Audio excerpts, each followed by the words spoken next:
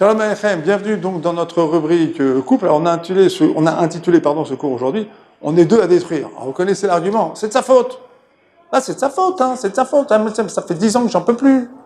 D'accord? Ah bah oui, non, mais regardez comment il ou elle me parle, regardez comment il ou elle se comporte, regardez comment ses parents me considèrent ou au contraire me déconsidèrent, regardez un petit peu comment elle a réussi il ou elle a réussi à dresser les enfants contre moi, regardez comment il ou elle, aujourd'hui, comment il ou elle têtu, il est entêté, il refuse de céder, il veut jamais faire le shalom. C'est de sa faute, d'accord?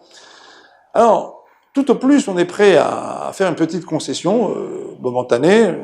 Bon, c'est vrai, j'ai ma part de responsabilité.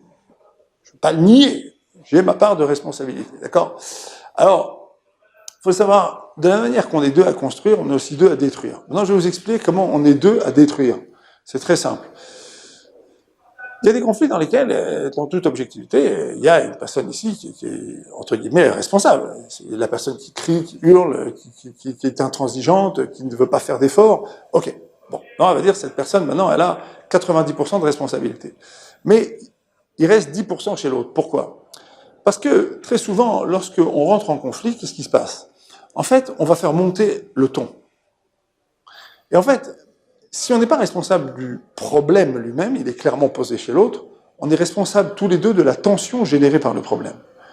Et la tension générée par le problème, elle génère toujours, en quelque sorte, un développement du problème. Et très souvent, quand les gens débarquent chez le thérapeute du couple, ils disent, vous savez, ça fait des années qu'on se dispute, on n'arrive à rien, on ne se parle plus, un peu comme les Yosef et ses frères. Velo yachlul les daber ito beshalom. Ils ne pouvaient plus parler avec lui.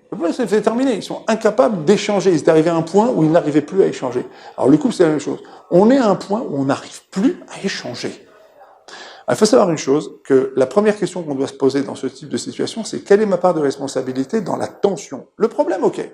C'est clair, dans les phases de lucidité, l'autre il a reconnu qu'il est trop violent, il ou elle trop violent, il ou elle a reconnu qu'il est trop impulsif, on est clair. Mais l'attention, c'est une autre affaire.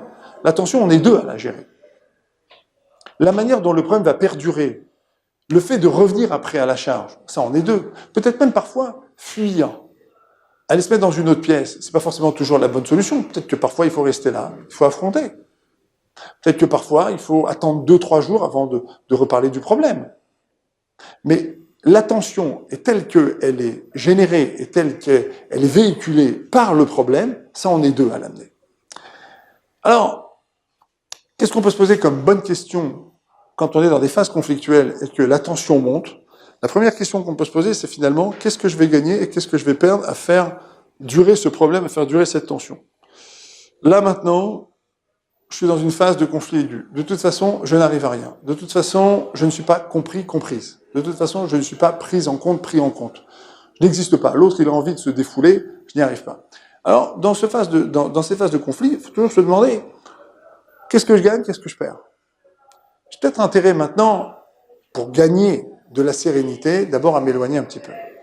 Pour gagner de la sérénité, j'ai peut-être intérêt à écrire à l'autre un petit mot, pour lui dire, regarde, voilà, ça va pas. Alors, il y a beaucoup de gens chez lesquels ça n'existe pas à communiquer. Il y a beaucoup de gens chez lesquels, chez papa et maman, ça communiquait pas du tout. Les parents avec les enfants, ça communiquait pas. Les enfants entre eux, ça communiquait pas. C'est très difficile de parler. D'accord? C'est très difficile. Alors, dans ce cas-là, le mieux, c'est d'enregistrer un message. Un message avec une voix douce, agréable.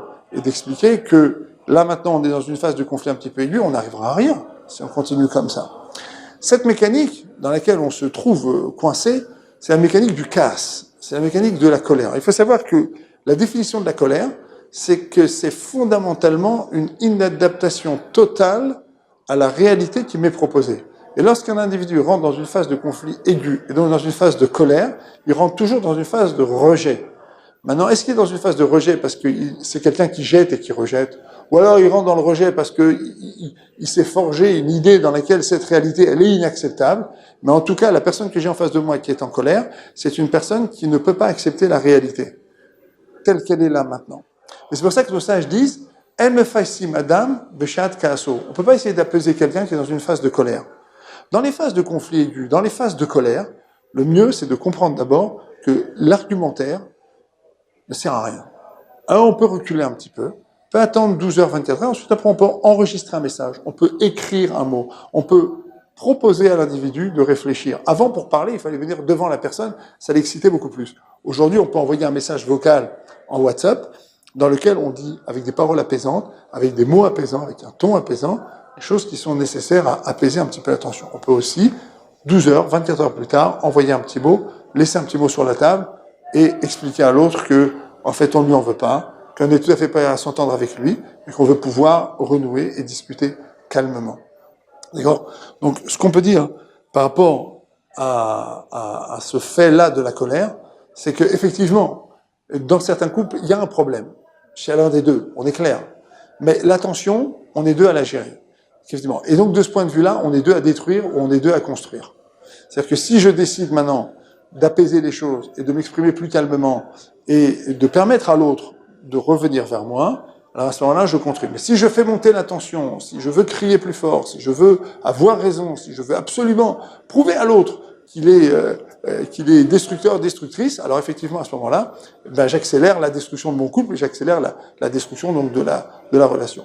En me fassim adam shat kaso. On peut pas consoler, apaiser quelqu'un quand il est en colère, on prend un petit peu de recul et on parle avec une voix apaisante, un petit message apaisant, avec des mots apaisants, et on renoue le contact, et c'est ainsi qu'au lieu d'être deux à détruire, on devient deux à reconstruire. À bientôt.